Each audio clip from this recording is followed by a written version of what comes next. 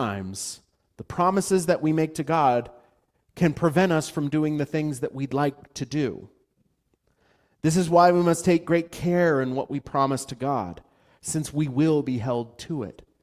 All of Israel has said, we're not going to give them our daughters. We're going to punish them, and we're going to cut them off from relationship for us for a generation. But now, because of these actions that they could not have predicted, one generation would be all that Benjamin had. Even though the people of Benjamin had stood to defend evil, the rest of Israel still loved them. They were still brothers. So they were filled with sorrow at the prospect of losing them. We can get so caught up in the fight sometimes that we lose sight of who our enemy truly is. Sure, Israel was physically fighting against Benjamin, but Benjamin was not their true enemy. In reality, it was the evil that they were defending. We must make sure that in our zeal to see our country restored, our communities brought back into good relationship with God, that we don't lose sight of who our enemy truly is. Ephesians 6:12 tells us exactly who our enemy is. And it is not the man that is standing up and disagreeing with us over spiritual matters or political matters or anything else. Our enemy is the evil that is behind them that remains unseen. We may meet those people in battle, whether it be physical battle or a battle of ideas. But our end goal is not their destruction. Our goal is turning them from our real enemy. In Ephesians 6:12 it says, "For we do not wrestle against flesh and blood, but against principalities, against powers, against the rulers of the darkness of this age, against spiritual hosts of wickedness in the heavenly places." God willing, we will have victory over these enemies. But when we do, we must not look upon the people who have bought into these evil ideologies with disdain and hate, but rather as brothers who can hopefully be restored to us and to God. That is how Israel looked at Benjamin. Sure, Benjamin had stood on the side of evil, but Benjamin was still their brother. And now that the fight has been done and the wickedness had been punished, they sought to see their brothers restored. This is how we should act as well. I want you to think about, to bring a more contemporary example, granted it was still a long time ago. In the aftermath of World War II, countries were decimated. Germany was decimated. Japan was decimated. All of these countries who had stood on the side of ideologies that we can look to and rightly call evil. But yet, because of that evil, did all of Germany deserve to perish? Did all of Japan deserve to perish? No. These people had been drawn in by evil ideologies, and they had been controlled by wicked men, and those wicked men were now punished and destroyed. But those people needed to be brought back and into... I pressed the mute button, I think. That was an accident. I'm sorry. But yes, the people of Germany, the people of Japan, did not deserve to be wiped out because of the evil of the wickedness of some men at the top. So the world set about restoring those nations with certain safeguards in place, of course. But they sought about restoring those people. And that is what Israel is trying to do with Benjamin here. The wickedness had been punished, but they did not want to see the total destruction. They want to see them brought back into right relationship with God. But now they have to find a way to restore Benjamin without breaking the oath that they had made to not give them wives from their own people. In verses 8 through 15, they're looking for a way around this oath. And another part of it was that they, as they had said, anyone who did not take part in the fight to extinguish evil would share in the punishment of evil. So they asked if anyone had ignored the call to come. And as it happened, there was in a city that had ignored them. Beginning in verse 8, it said, "And they said, what one of there is there from the tribes of Israel who did not come up to Mizpah to the Lord? And in fact, no one had come to the camp from Jabesh Gilead to the assembly. For when the people were counted, indeed not one of the inhabitants of Jabesh Gilead was there. So the congregation sent out there 12,000 of their most valiant men and commanded them, saying, Go and strike the inhabitants of Jabesh Gilead with the edge of the sword. including the women and children. And this is the thing that you shall do. You shall utterly destroy every male and every woman who has known a man intimately. So they found among the inhabitants of Jabesh-Gilead 400 young virgins who had not known a man intimately. And they brought them to the camp at Shiloh, which is in the land of Canaan. Then the whole congregation sent word to the children of Benjamin who were at the rock of Rimmon, and announced peace to them. So Benjamin came back at that time. And they gave them the women whom they had saved alive from the women of Jabesh-Gilead. And yet they had not found enough for them. And the people grieved for Benjamin, because the Lord had made a void in the tribes of Israel. I told you before that when we are confronted with evil, we are presented with a choice of how we are going to deal with it. Israel, for the most part, chose to fight against that evil. Benjamin chose to actively defend the evil. But there's another choice that can be made when evil is brought into the forefront of our mind. When we are confronted with evil, there is a third choice that can be made, and that is to stay out of it entirely. And that is what Jabesh-Gilead did. Now, this can be a tempting option for us. We see the evil that's happening in the world, and we say, I know that it's not a great thing, and I'm not going to defend the evil, but fighting against it's really going to be difficult, and it's going to take me out of my comfort zone. I know I should stand against the evil, but I don't feel that I'm really equipped. I don't really feel prepared, so I'm just going to stay out of it entirely. Now, this might seem like a noble decision to make, to say, I know I should fight against it, but I don't want to fight against other people, and it's really not my thing. I'm just going to stay out of it. That might seem like a noble decision, but it really isn't. And in fact, it's a decision that the enemy wants you to make.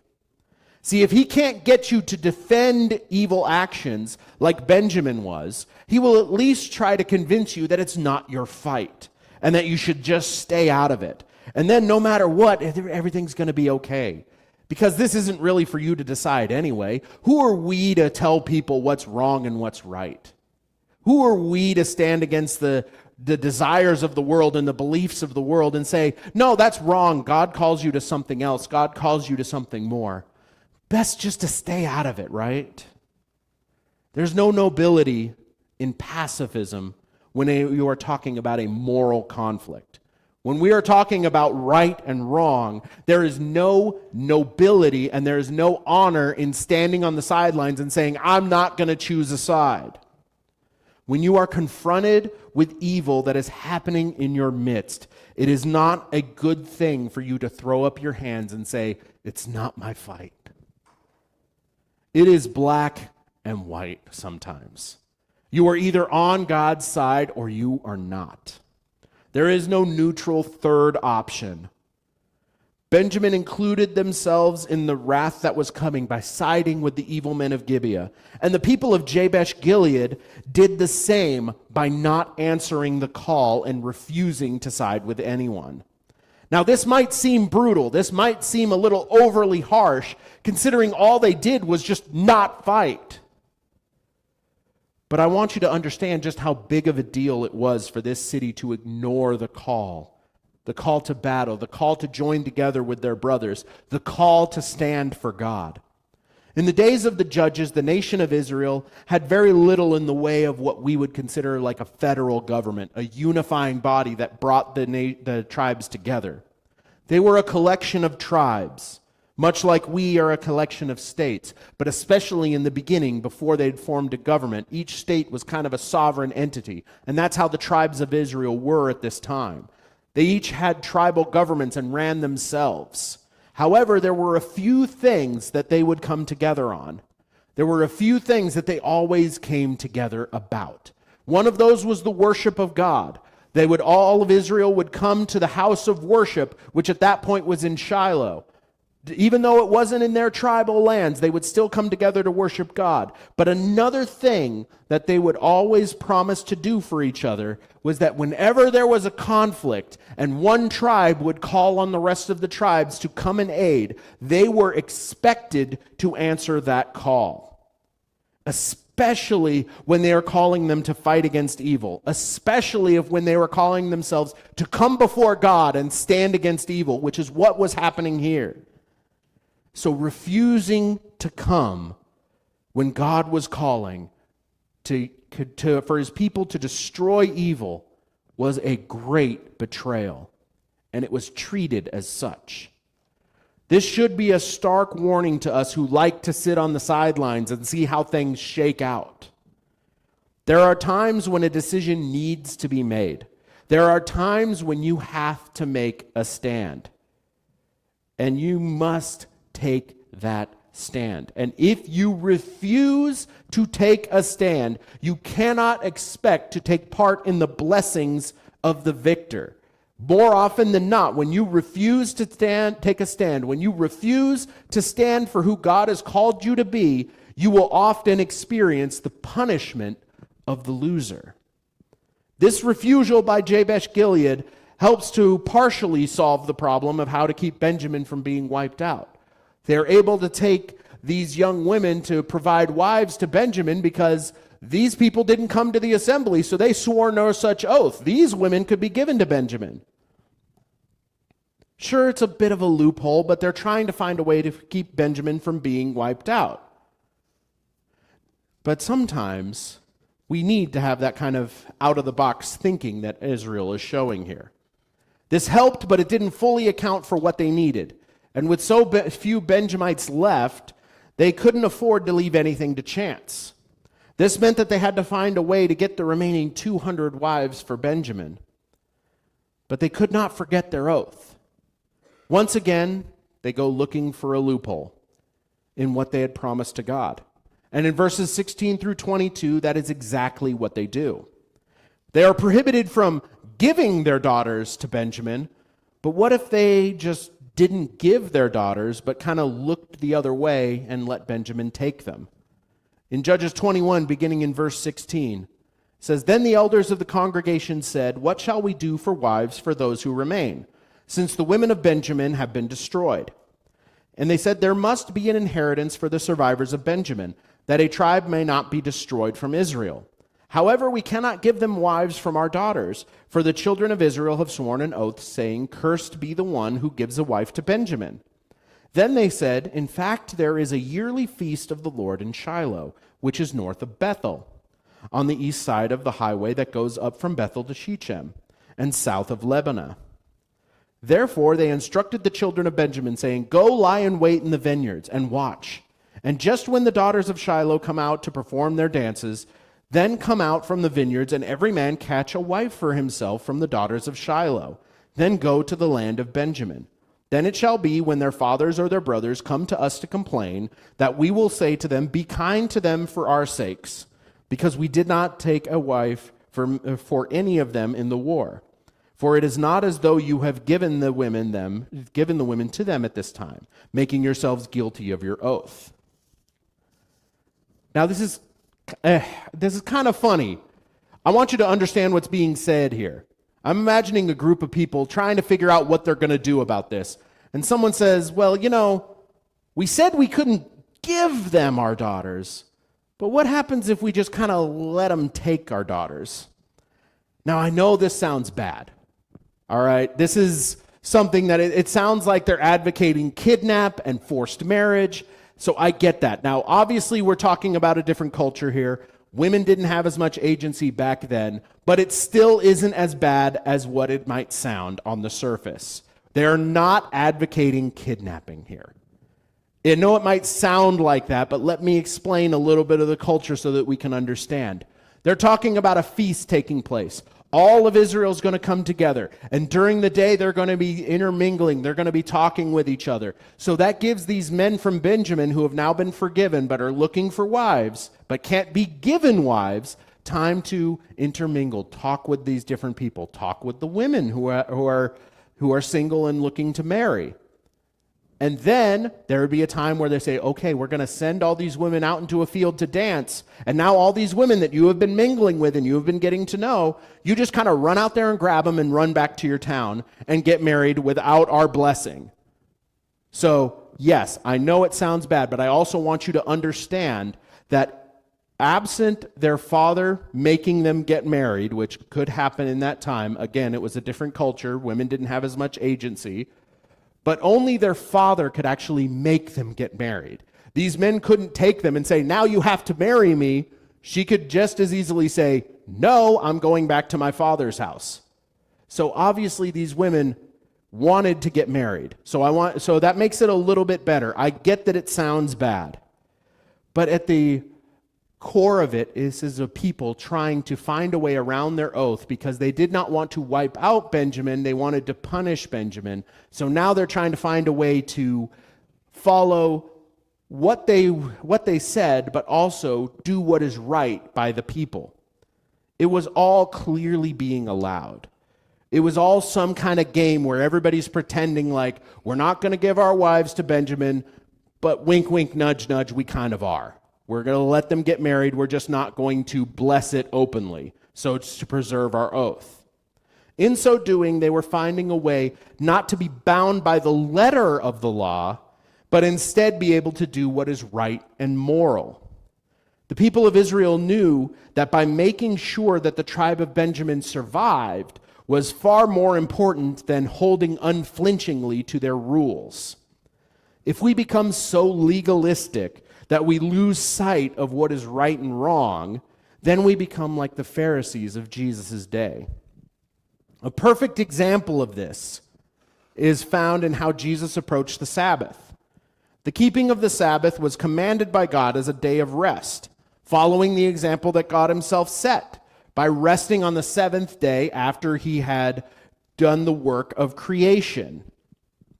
So it seems pretty straightforward. God is giving them a model. Work for 6 days and then rest for one, so we make sure that we remain well rested. We have a day that's dedicated to the worship of God, and we don't end up working ourselves to death by never giving ourselves a break. Now, the Pharisees took this command and decided that they were going to put all kinds of rules and regulations in place as to what constituted work. You have a set number of steps that you're allowed to take. You have a certain amount of weight that you're allowed to lift. All manner of other things. The rules around the Sabbath became a burden to the people when Sabbath was meant to be set up as a day of rest. And in Mark 2, verses 23 through 27, Jesus and his disciples are out for a walk on the Sabbath, and they have the audacity to break one of the rules that the Pharisees had put in place because they became hungry and in need of something to eat. And so Jesus allows his disciples to start picking wheat so that they can eat it. And the Pharisees lose their mind. How dare they do work on the Sabbath?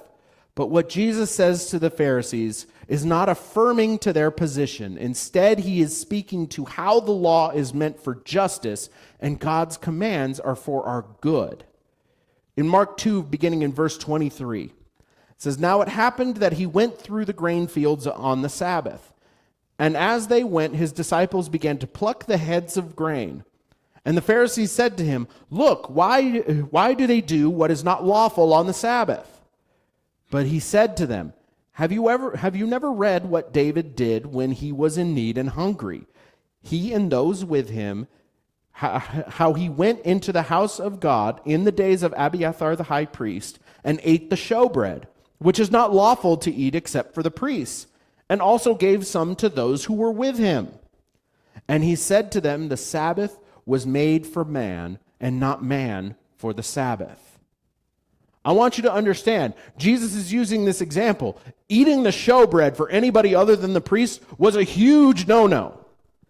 But everybody understood that this was an exception that God made because of the needs of his people.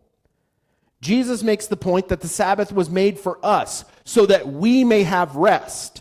But if holding to it too rigidly puts a burden on us in certain areas, maybe we need to bend the rules a little bit and understand that sometimes what we think of as right could end up being a burden and actually force us to do something that is wrong. The intention of the rule is important. The Sabbath was made for us. It was made for us to have rest. So that means it can move and shift to fit the needs of the people within reason. The intention of the Israelites promising not to give their daughters to Benjamin was to protect them from the evil of Benjamin and to discipline Benjamin, but not to see them completely and utterly destroyed. This is why Israel goes to such great lengths to provide wives to Benjamin so that they may not be destroyed. When it became clear that destruction was what was coming, then they decided that they needed to find some way so that they could still reprimand Benjamin, but not go so far as to extinguish them completely. We must always seek God's will in a situation, not our own interpretation of what we think God's will is. Sometimes some creative thinking is called for. Now that they have secured enough wives to ensure their survival, in verses 23 through 25, Benjamin goes back to their home and rebuild their tribe. And the rest of Israel goes back home as well. The last verse of the book is a reiteration of a phrase that should be quite familiar to you by now. Beginning in verse 23, it says, "And the children of Benjamin did so. They took enough wives for their number from those who danced, whom they caught. Then they went and returned to their inheritance, and they rebuilt the cities and dwelt in them. So the children of Israel departed from there at that time, every man to his tribe and family. They went out from there, every man to his inheritance. In those days there was no king in Israel. Everyone did what was right in his own eyes." It is so fitting that those are the final words of this book, since it is the thesis statement of this entire book. It is everything about this book. In the absence of leadership, people will do as they see fit. And more often than not, that leads to wickedness. That is where all the evil that we have seen, all the oppression that came in the book of Judges, all came as a result of the disobedience of the people. And all of that came from the people doing what was right in their own eyes. There was no king in Israel, so there was no central leadership. Sure, when the judges arose, there was a leader for a time, but as soon as that judge died, things went right back to the way it was before. Now, to be more accurate, there was no earthly king at that time in Israel, because God himself was meant to be their king. But they did not recognize him as such, and instead ignored him. Because you see, it's easier for us to follow men, because we can see them, touch them, hear them with our own ears. But God's will can be a little bit harder to discern in our lives. And we can trick ourselves into thinking that God's not really with us. So we need to take care of ourselves. We need to do what's right in our own eyes. It's easier to follow men, but as we know, that's a mixed bag. Sometimes we may end up following God as a result because the man that we are following is also following God. We see that over and over in the book of Judges. When there were judges who were pointing the people towards God, the people followed God. But they weren't following God really, they were following the judge. We can see that the proof is in the fact that as soon as the judge died, they'd go back to doing their own thing because they didn't have that leader to look to anymore. If you are following a man, you will only also follow God so long as that man is following God and present in your life. Unfortunately, that is why we see so many times that people will leave the church if their pastor leaves. More often than not, the reason that happens is because the person was following the man and not God. The leadership structure at your church is going to change over time. But God does not change. And if God does not change, it should not matter who is leading your church so long as they are leading you to follow after the God of the Bible.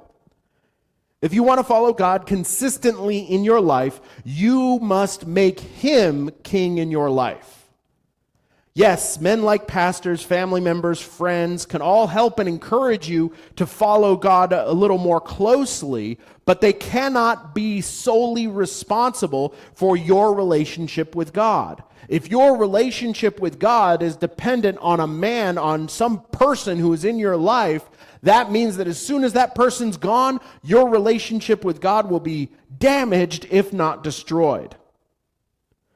You need to form your own relationship with God. You need to make Him the king of your life. So that way, when the time comes for me to leave this place, whenever and however that happens, I want to be clear, I have no plans of leaving, but the fact of the matter is, eventually, I'm either going to be called away, or I'm going to retire, or I'm going to die, or something's going to happen. I'm not going to be here forever. And when I leave, I want you all in this place to still be following God. I want you to follow God more fervently than you did before, because it's not about me, and it's not about whoever stands behind this pulpit. It's about God. So yes, people can help point you to God, but your relationship with God is your responsibility. I don't want anyone to be shaken to the point that they stop following God or attending church just because I'm not here. Seek God yourself, as each of us seeks God together as a group. If you make Him your king, then you will be His. But if you follow men, then it will only be a matter of time before you become like the people of Israel during the time of the judges and start just doing whatever's right in your own eyes. Seek God. Don't follow men. Don't just trust that you're going to have a strong relationship with God just because you're in a church that happens to be full of people and the pastor's really good at giving a message. It's got to be about your relationship with God.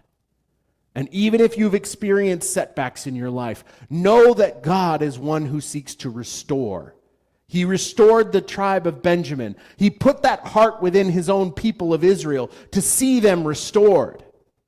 God's heart is for His people. And if you want to be a part of God's people, you have to make Him your king.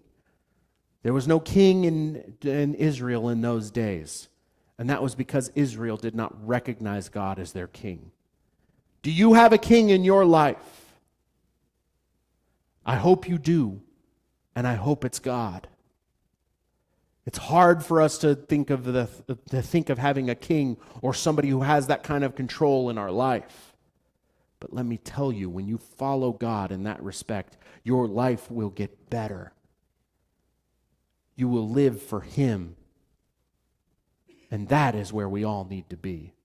Make God the king of your life. Follow Him, not just a man who happens to be following Him. Let's pray. Father God, I love you. You are good, and you deserve the role of king in our lives. So Lord, I pray that today, if we have not given you the throne of our lives before today, I pray that we would do that here today. That we would place you on the throne and say, I am not going to do simply as I see fit. I am going to make you king in my life, and I am going to allow you to dictate the standards of my life. I am going to follow you and not the wickedness of the world.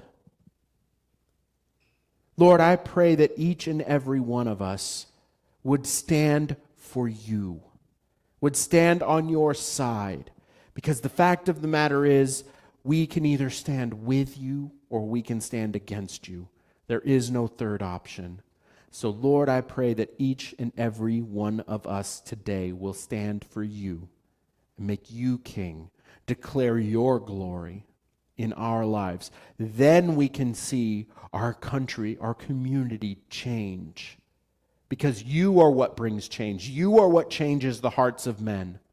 So Lord, I pray you would begin with us, that you would change our hearts, and that we may take that light that you have given each one of us and begin to share it with the world.